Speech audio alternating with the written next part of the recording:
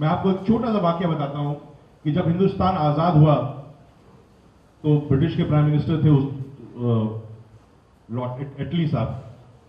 तो एटली साहब का पूरा जब कार्यकाल खत्म हो गया तो वो 1960-65 में हिंदुस्तान आए और कलकत्ता में गवर्नर ने उनको अपने घर चाय पे बुलाया और गवर्नर ने पूछा कि अब तो आप कहीं रहे, आप खुल के बात कर सकते हैं हम लोग, आप ये बताइए कि हिंदुस्तान की आजादी के लिए आजाद हिंद फौज का क्या योगदान था। तो आप थोड़ा झेप के शर्मा गए और फिर उनसे पूछा गया कि इंडियन नेशनल कांग्रेस का क्या योगदान था। तो एटली साहब ने कहा कि नेग्लिजिबल।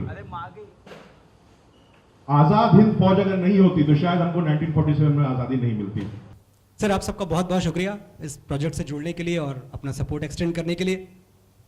मैं एक बात समझता हूं कि जो हमारे ये तीनों जाबाज थे, शहनवाज खान साहब, प्रेम सहगल और गुरबख्श सिंह ढिल्लन, इन सब की जो एक सबसे बड़ी चीज़ थी, इन्होंने मगरूर अंग्रेज़ों की आंखों पे आंखें डाल के कह दिया था कि तेरी हैवानियत की है तो बस औकात इतनी है, बहाकर बेगुनाहों का लहू इतराना आता है, गुरूरे बेखबर ये बात तुझको कौन समझाए, वो सर झुक ही नहीं सकता जिसे कट जाना आता है।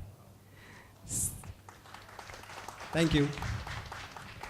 तो ये जो तीनों महान कैरेक्टर्स हैं, इनको स्क्रीन तक लाने का जो जिम्मा है वो हमारे तीन बेहतरीन एक्टर्स ने उठाया है। मैं एक एक करके उन एक्टर्स को स्टेज पर बुलाना चाहूंगा। सबसे पहले शाहनवाज खान साहब का जो किरदार अदा कर रहे हैं उनको मैं आवाज दूंगा कुणाल कपूर।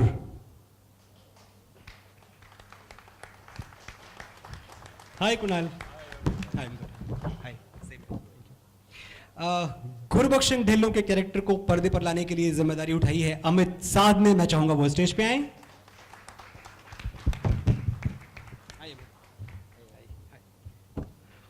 और प्रेम सहगल का जो कैरेक्टर है उसको पर्दे पे जिएंगे मोहित मारवा।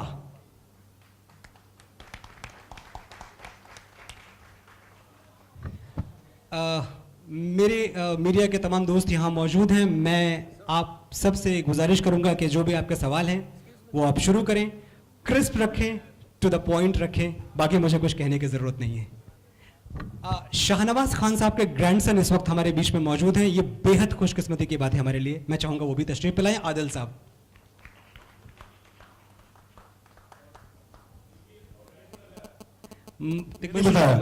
कि प्रेम सहगल जी के जो नाती हैं वो शाद अली हैं। मतलब अगर प्रेम सहगल नहीं होते और ये आईएनए नहीं होता तो शायद बंटी बल्ब ना बनती। आप लोग अपने सवाल पूछ सकते हैं। जी हाँ, कितनी जिम्मेदारी है या इतिहास मतलब अक्सर होता है कि सिनेमैटिक लिबर्टी की बात की जाती है, क्या यहाँ पर वो लिबर्टी नजर आएगी या ये पूरी तरह से फैक्ट्स पे होंगे? जो इंपॉर्टेंट जो मुद्दे हैं जो प्लॉट को घुमाते हैं उसमें हमने कोई सिनेमैटिक लिबर्टी नहीं ली है। मतलब हर सीन में हमने लिखा हुआ है कि ये किस किताब से या इंटरव्यू से हमको ये फैक्ट्स मिले हैं। लेकिन कहीं कहीं जो कि बहुत इंडिविजुअल सीन है, अगर चाय पी रहे हैं प्रेम सहगल और गुरबख्श सिंह ढिल्लन तो उन दोनों में जो बात हुई है उसका कोई हिस्टोरिकल कहीं डॉक्यूमेंटेशन नहीं है। जो ऐसे प्राइवेट मोमेंट्स हैं उनमें हमने सिनेमैटिक लिबर्टी ली है। जी एक चीज और है कि फिल्में अगर आइडिया है तो ये वास्ता जो सब्जेक्ट से वास्ता आपका पहली बार कब हुआ या ये प्रोजेक्ट के तौर पे ही आपके पास आए? नहीं, मैं इतिहास का स्टूडेंट रहा हूँ, इलाहाबाद यूनिवर्सिटी का पास आउट हूँ। मैं जुडिशरी मेरे पूरे ख़ानदान के खून में दौड़ती है, इसलिए आईएनए ट्रायल्स के बारे में मैं बचपन से जानता था। और जब सपल साहब मुझसे मिले दिल्ली में, उन्होंने बोला तो मैं लपक के मैंने बोला कि ये मैं ही करूँगा और कोई कर भी नहीं पाएगा इसको। शूटिंग किन किन जगहों पे या किस लेवल पे होने वाली है? जाहिर सी बात है कि रियल लोकेशन शूट भी इसमें बहुत मायने रखेगा।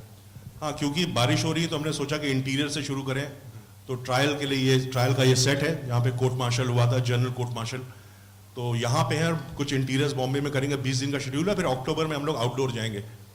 हम सब ने मिलकर ये स्क्रिप्ट लिखी, बहुत रिसर्च किया इन लोगों ने मुझसे ज़्यादा रिसर्च की है। लेकिन अपने डायरेक्टर फ्रेंड्स, अगर जैसे मैंने विशाल को फ़ोन किया था ये पूछने के लिए कि बिकॉज विशाल ने अभी अभी अपनी फिल्म बनाई है रंगून, जो कि इसी वक्त की फिल्म है, विशाल इसी टाइम की फिल्म है। तो मैंने विशाल से पूछा लोकेशंस के लिए, यार तुम वहां गए थे, नॉर्थ ईस्ट गया था, वहां पे क्या सुविधाएं हैं, किस तरह टेरेन है, किस किस्म का क्लाइमेट है। तो विशाल ने मुझे बताया, तो हम लोग डिसाइड करेंगे वहां जाना है नहीं जाना। तो अगर इस तरह की कोई चीज होती है तो बिल्कुल करते। शाद से मैंने पूछा, बिकॉज शाद के तो नाना जी थे प्रेम सहगल की, क्या क्या प्राइवेट मोमेंट्स थे। तो अब शाद की भी अगली फिल्म शायद यही होने वाली है, अपने नाना नानी की लव स्टोरी बनाएंगे ये जल्दी। संतोष जी सर, आपने लेजेंड ऑफ भगत सिंह बनाई थी, क्या क्या मुश्किलात आपको उस दौरान आया? आपने कुछ अपना एक्सपीरियंस शेयर किया सर से कि ये चीज़ ज़रूर रखना है या फिर इन चीज़ों का होना, इन एलिमेंट्स का होना बहुत ज़रूरी है? कुछ बताया आपने कुछ अभी? क्योंकि हम देख रहे थे शुरू में आप बात कर रहे थे, आप बता रहे थे, आपका एक कन्वर्सेशन चल रहा था, तो किस तरीके की चीज़ें आपने शेयर करी हैं आपने, अब जो आपका अपना एक्सपीरियंस रहा है? देखिए, ऐसा है कि तिग्मांशु के काम का मैं बहुत इज्जत करता हूँ एंड साथ में काम भी किया है हम लोगों ने। अब लाइक दिस वर्क, बड़ी खुशी है कि सबसे पहले कि इन्होंने ये सब्जेक्ट चूज़ किया है एंड करेक्ट डायरेक्टर भी चूज़ किया है, तो इसके लिए मैं दिल से मुबारकबाद देना चाहूँगा गुरदीप सिंह जी को एंड तिग्मांशु जी को। और मेरी प्रार्थना, मेरी इच्छा भी है कि लोग भी इसको सराहें और करेक्ट तरह से पब्लिसिटी करके लोगों तक पहुँचे। लेजेंड ऑफ भगत सिंह भी अनफॉर्चुनेटली 2-3 भगत सिंह साथ साथ बन गए, तो मुझे ऐसा लगता है कि जो अटेंशन मिलना चाहिए फिल्म को वो नहीं मिल पाई। लेकिन जिन लोगों ने देखी उन लोगों ने काफ़ी पसंद की है, स्कूल्स में भी दिखाए गए, अलग अलग जगह पे दिखाए गए लोगों ने, बट स्टिल आई फील उस फिल्म को इंसाफ नहीं हुआ, फिल्म के साथ इंसाफ नहीं हुआ। मैं चाहूँगा, मेरी दिली ख्वाहिश है कि इस फिल्म के साथ इंसाफ हो, क्योंकि ऐसी फिल्में बनना बहुत ज़रूरी है, बहुत ही ज़रूरी है कि नए जनरेशन, नए लोगों को, आजकल के जो पीढ़ी है उनको समझना चाहिए कि आज़ादी जो हासिल हुई है इसके पीछे किस तरह की कुर्बानियाँ लोगों ने दी है, क्या क्या सैक्रिफाइसेस किए हैं। तो मेरी दिली मतलब मुबारकबाद इन दोनों को, गुरदीप सिंह जी को, तिग्मांशु को, ये सब्जेक्ट चूज़ करने के लिए। और मेरी प्रार्थना है आवाम से, मीडिया से, कि इसके बारे में बेहतरीन से बेहतरीन लेख लिखे ताकि लोगों में इतनी दिलचस्पी पैदा हो कि ये टेलीकास्ट होने से पहले, रिलीज होने से पहले लोग इकट्ठे हो जाए, भीड़ आ जाए पिक्चर देखने के लिए। Thank you. तिग्मांशु सर, क्योंकि आपकी फिल्म में अमूमन तौर पर इरफान जी नज़र आते हैं, तो कितनी सही रही है कास्टिंग? और एक बहुत बड़ा दारोमदार है ये, बहुत बड़ी जिम्मेदारी है ये इन पात्रों को निभावाना, तो कितना कॉन्फिडेंस दिखाते हैं आप? और यही एक्टर्स क्यों? देखिए, एक बात बताऊं कि इस तरह का सब्जेक्ट करना इस इंडस्ट्री में पॉसिबल होता नहीं है। कोई प्रोड्यूसर के पास जाऊं, मैं बोलूं कि मैं आजाद हिंद फौज पे एक फिल्म बनाना चाहता हूं, मुझे घर भेज देगा। तो अगर सपल साहब ने मुझ पे ये जिम्मेदारी दी है और मुझको ये खुली छूट है कि मैं इतिहास को एक इंटरेस्टिंग ढंग से लोगों के सामने पेश करूं, तो फिर मेरी जिम्मेदारी ये भी बनती है कि मैं उन चीजों का सहारा ना लूं जिसकी वजह से पिक्चर को कमर्शियल सक्सेस मिलती है।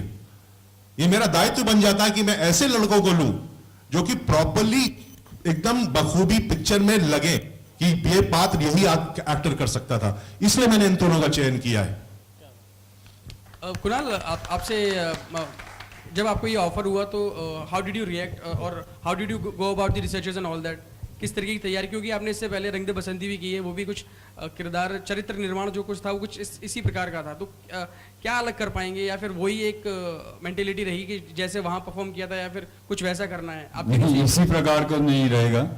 आई मीन, ये ज़रूरी नहीं है कि अगर 2 लोग 40 से थे तो वो एक ही किस्म के लोग होंगे, बिल्कुल अलग किरदार हैं। और जब मुझे ये रोल ऑफर हुआ तो ऑब्वियसली बहुत एक्साइटेड था, क्योंकि मैं तिग्मांशु सर के साथ बहुत समय से काम करना चाह रहा था। और जब मैंने पूरी कहानी सुनी, बहुत अच्छी दुख की बात है कि मेरी जो जनरेशन है उसको ये कहानी पूरी डिटेल में पता नहीं है।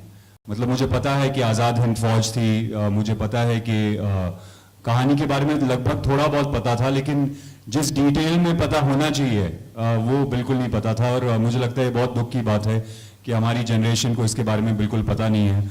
और मेरा होप है कि इस पिक्चर के थ्रू लोगों को पता चले कि क्या क्या कुर्बानियाँ हुई और क्या कितना बड़ा पार्ट था उनका, इन तीनों किरदारों का और इन तीनों कैरेक्टर्स का, और जो पूरी आज़ाद हिंद फौज है उनका कितना बड़ा पार्ट था हमारी आज़ादी में।